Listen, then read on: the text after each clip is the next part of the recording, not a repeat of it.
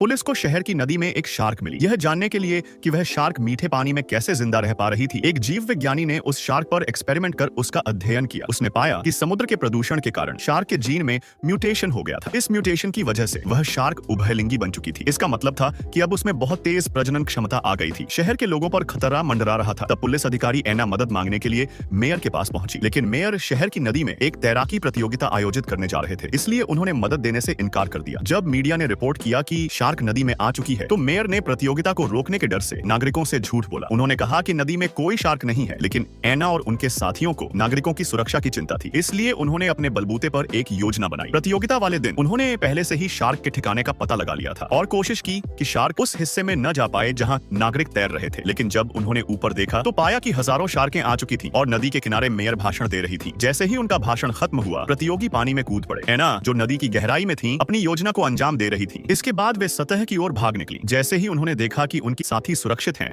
वो दोबारा पानी में उतर गईं, ताकि यह देख सकें कि क्या सभी शार्कें खत्म हो चुकी हैं। लेकिन वहां उन्हें एक भयावह दृश्य देखने को मिला। एक विशाल शार्क उसी समय प्रकट हुई। उसे खुद पर ध्यान न देने के लिए एना ने सांस रोक ली और चुपचाप सतह की ओर तैर गईं। उन्होंने अपनी साथी को भागने के लिए कहा, लेकिन तभी एक दुर्घटना हो गई। इसके बाद एना और उनकी साथी नाव पर चढ़ गईं। उन्होंने देखा कि शार्क उस दिशा में जा रही है जहां नागरिक प्रतियोगिता में भाग ले रहे थे। इस समय नागरिक पूरी उत्साह से प्रतिस्पर्धा कर रहे थे, लेकिन उन्हें यह एहसास नहीं था कि एक घातक खतरा उनकी ओर बढ़ रहा है। उसी वक्त रेफरी को कुछ अजीब महसूस हुआ। तभी नदी के किनारे खड़ी एक लड़की ने शार्क को देख लिया और सीटी बजा दी। जैसे ही प्रतियोगी रुके, उनके सामने शार्कें प्रकट होने लगी। अब जब नागरिकों को खतरे का एहसास हुआ, तो वे तेजी से किनारे की ओर तैरने लगे। तभी नदी का पानी लाल हो गया। प्रतियोगी अपनी जान बचाने के लिए घबराहट में किनारे की ओर तैरने लगे। उसी समय एना सशस्त्र पुलिस के साथ पहुंची। दो नावों ने उस शार्क को घेर लिया और उस पर जबरदस्त हमला किया, लेकिन उस शार्क को कोई नुकसान नहीं हुआ। वह तेजी से भाग निकली। पुलिस ने उस पर गोलियां चलाई, लेकिन गोलियां द्वितीय विश्व युद्ध की बची हुई वस्तुओं से टकरा गई। फिर शहर में एक भीषण विस्फोट हुआ। समुद्र से हजारों शार्कें शहर में घुस आईं। शहर के लोग पूरी तरह दहशत में आ गए।